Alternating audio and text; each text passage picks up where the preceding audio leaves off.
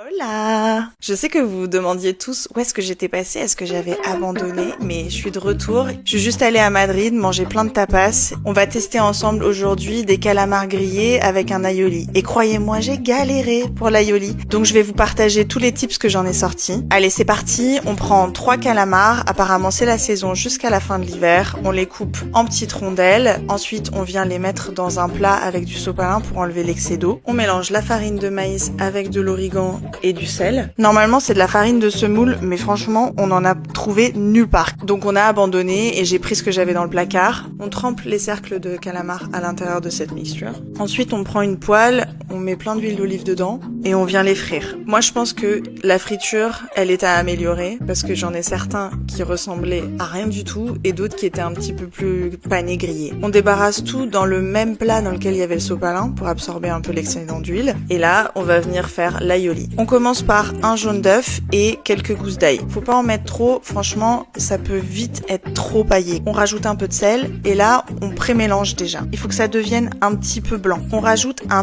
tout petit peu d'huile dans la mixture. Et là, on vient mélanger une première fois. Et ensuite, on va continuer comme ça. Mais à chaque fois, il faut que ça commence à avoir une consistance de maillot pour continuer à mettre de l'huile. Et croyez-moi, n'en mettez pas trop d'un coup. Si vous en mettez trop d'un coup, je sais pas ce qui se passe chimiquement, mais ça va pas faire la consistance de mayonnaise. Donc on continue. C'est un peu long, mais franchement, à la fin, ça vaut le coup. Ça n'a rien à voir avec une mayonnaise ou un aioli du commerce. Rajoutez un tout petit peu de citron. La prochaine fois, je fais les fameuses croquetas. Donc abonne-toi si toi aussi t'aimes les tapas.